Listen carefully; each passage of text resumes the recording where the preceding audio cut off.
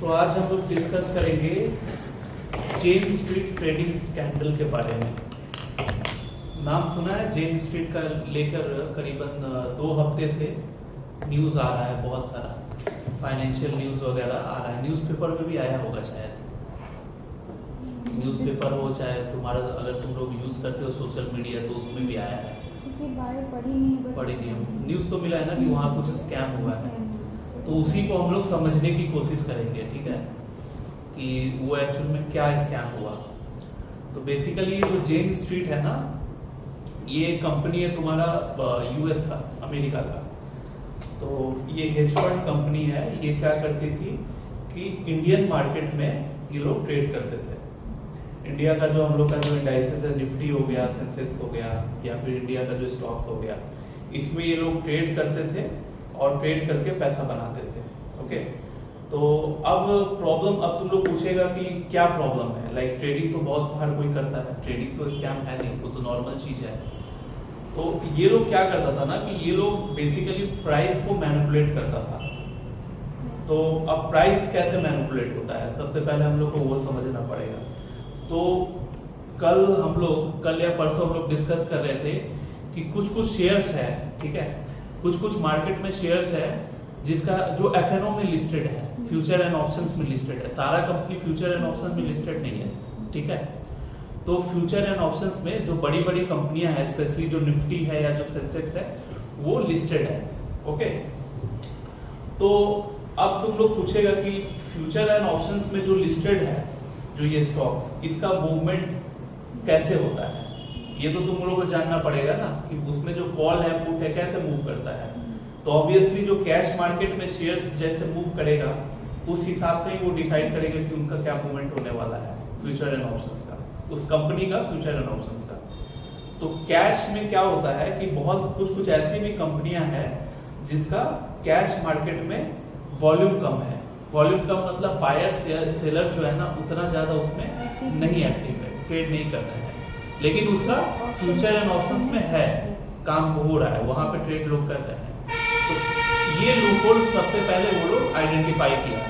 जेन street जो है ना, मतलब उसमें करीबन दिखा रहा है कि 250 से ज्यादा लोग काम करते हैं और 4-5 जगह ऑफिस है। एशिया में है, सिंगापुर में है, अमेरिका में है, कहाँ ऑफिस है, पूरे 4-5 कंट्री का 250 से ज्यादा लोग शायद। अब एक अप्रोक्स में उसके लिए तुमको गूगल देखना पड़ेगा, उससे ज्यादा भी हो सकता है, मतलब काफी बड़ी कंपनी थी। तो इतने लोग बैठे हुए हैं, उसका बहुत बड़ा आर्टिकल था, बहुत बड़ा। यस, इतने लोग बैठे हैं, तो पूरा सब रिसर्च कर रहा है, एक चीज पता कर रहा है। तो ये लोग, उनके जो रिसर्च टीम है, उन लोगों ने ये लूपहोल निकाला कि हम लोग जो है कैश मार्केट में पोजीशन बना के मैनिपुलेट कर सकते हैं शेयर्स को। वॉल्यूम कम है, विच मीन्स कि मान लो जैसे कि 1000 या 1000 नहीं, 50,000 शेयर्स का बाइंग ट्रेडिंग हुआ सारा दिन में उस कंपनी में। हाँ, इक्विटी शेयर्स का मैं बात कर रहा हूँ, एक कंपनी का एग्जांपल दे रहा हूँ जिसमें मतलब वॉल्यूम कम है, ठीक है। तो 50,000 शेयर्स में ही ट्रेड हुआ शाम मिला के। ओके, तो अब वो लोग देखेगा कि अगर हम लोग उसमें मान लो 1 लाख शेयर्स का ट्रेडिंग करते हैं, 1 लाख शेयर्स का अगर बाइंग ऑर्डर डाल दे, तब तो प्राइस का मतलब उसका डिमांड बढ़ गया ना अचानक से। ऐसे समझो कि किसी शॉप में तुम जा रही हो, उसमें मुश्किल से 10 ठो कस्टमर ही आता है। 10 ठो कस्टमर आता है, 20 ठो सामान खरीदता है। जो वो सामान बेच रहा है सिर्फ 20 आइटम ही खरीदता है 10 आदमी। तुमको पता चला कि अच्छा 20 ही सामान बिक रहा है, तो तुम क्या करोगी कि एक ही आदमी जाएगा, 50 ठो सामान को ऑर्डर दे देगा। तो सामान का डिमांड बढ़ गया। डिमांड जब बढ़ेगा तो हम लोग वो कॉमर्स का वो रूल लगाएंगे, इकोनॉमिक्स वाला, डिमांड एंड सप्लाई का, सॉरी डिमांड एंड उसका प्राइस का, ठीक है। अगर डिमांड बढ़ेगा तो प्राइस ऊपर भागेगा। शेयर बाजार में यही रूल फॉलो होता है। कोई भी चीज का अगर डिमांड बढ़ गया, कोई भी शेयर का अगर डिमांड बढ़ गया, तभी प्राइस उसका ऊपर जाता है। डिमांड अगर घट गया, प्राइस नीचे जाएगा। तो ये चीज क्लियर है ना। तुम लोग जो इतने 1 हफ्ते से जो आर्टिकल पढ़ रही हो, क्या समझ आया इसमें कि कोई अगर पॉजिटिव न्यूज है आर्टिकल को, जैसे वो कैंसर का तुम ड्रग लेकर आई, तो कैंसर का न्यूज जो है था, मतलब वो तो पॉजिटिव न्यूज था उसके लिए, जो तो डील कर रहा था। हाँ, मतलब कमाई, इनकम बढ़ेगा फ्यूचर में, तो उसका शेयर भाग गया 10% ऊपर, ठीक है। उसी तरह कोई इरेडा का तुम न्यूज लेकर आए, इरेडा का नेगेटिव न्यूज आ गया क्योंकि वो लोन डिफॉल्ट कर गया, जिसको लोन दिया था बैंकरप्ट हो गया, नेगेटिव न्यूज था, प्राइस नीचे आ गया। तो समझ आया ना, नेगेटिव न्यूज है, डिमांड घट गया, लोग बेचने लगे, प्राइस नीचे आ गया, पॉजिटिव है ऊपर चला गया। मतलब सिर्फ जितना डिमांड होगा तो उतना प्राइस ऊपर जाएगा। डेफिनेटली हाँ, और डिमांड तभी होगा जब लोग आएंगे। लोग क्यों आएंगे? क्योंकि लोग तो पैसा के लिए आ रहे हैं, प्रॉफिट कमाने। पॉजिटिव न्यूज आएगा, लोग दौड़ के आएंगे खरीदने उस शेयर को, डिमांड बढ़ गया, प्राइस ऊपर भाग गया। ठीक है, सिंपल सा कॉन्सेप्ट है। ओके, तो यहाँ पे क्या हुआ जेन स्ट्रीट में कि कैश मार्केट में उसने डिमांड क्रिएट किया, आर्टिफिशियल डिमांड क्रिएट किया। देखा कि अच्छा 50,000 शेयर का ही डीलिंग हो रहा है, 50-75,000 का, चलो हम 1-1.5 लाख का ऑर्डर खुद अकेले डाल देगा। डाल दिया ऑर्डर, जिसकी वजह से प्राइस ऊपर भाग गया, 10%, 15%, 5% जितना है, प्राइस ऊपर भाग गया।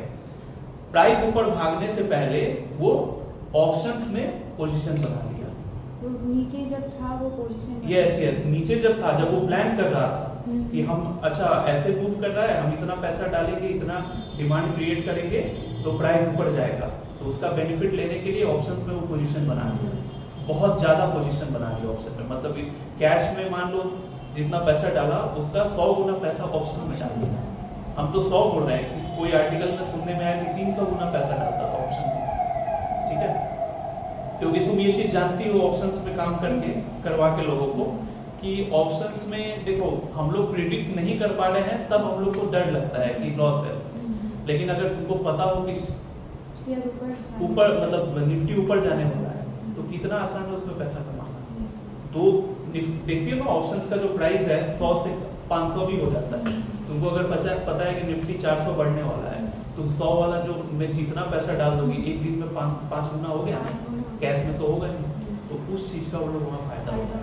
पहले लूपहोल आइडेंटिफाई किया है, उसके बाद अपना एक स्ट्रैटेजी बनाया एंड देन उसको इम्प्लीमेंट किया है। अमेरिका से वो लोग करता था कैश मार्केट में बाइंग, सिंगापुर से एक अलग कंपनी बना दिया था जो कि ऑप्शन में पोजीशन बनाता था। समझ आया? इसलिए उसका नेम से आया। हाँ, इसीलिए उसका ये हो गया ना, मतलब एक तरह से इनकम बहुत हो गया। तो 2 साल में वो 36,000 करोड़ रुपए कमाया, 36,000 करोड़।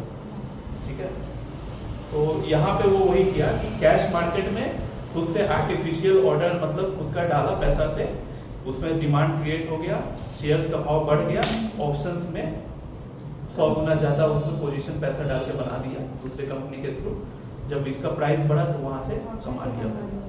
ठीक है, एक तरह से वो इंडेक्स मतलब ये स्टॉक्स में मैनिपुलेट किया।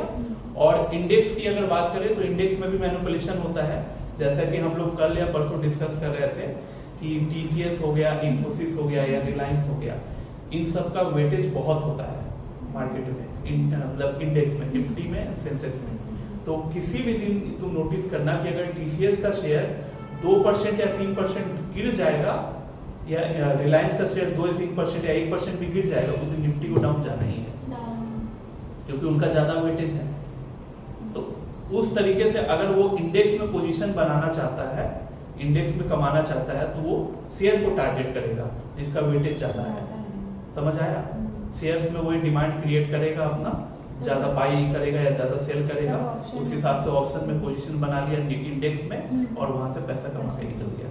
मान लो TCS को 2% गिरा दिया, TCS या कोई निफ्टी का कोई कंपनी को लेके गिरा दिया और वहां पुट बाई कर लिया या शॉर्ट कर दिया FNO में। ठीक है, वहां से कमा लिया। तो इस तरह ये एक तरह से इलीगल है। इलीगल क्यों है? क्योंकि तुम खुद से मतलब डिमांड क्रिएट करके मतलब कर रहा है ना, पैसा निकाल रहा है ना। यहाँ पे क्या है कि यहाँ पे शेयर बाजार में लीगल वही चीज है जब तुम जेन्युइनली काम कर रहे हो, ट्रेड कर रहे हो तो। लेकिन तो जब तुम इतना मतलब खुद से कंपनी को मैनिपुलेट करके एक तरह से उसका प्राइस को मूव करके पैसा निकाल ले रहे हो, तो ये एक तरह से सेबी जो है उसको इलीगल मानता है। तो वो चीज ये कंपनी करता था, तो ये मतलब सेबी इसको पेनल्टी लगाया है, आई थिंक 5,000 करोड़ के आसपास का पेनल्टी लगाया है, और अभी केस चल रहा है। लेट्स सी फिर आगे क्या होता है। तो अब तुम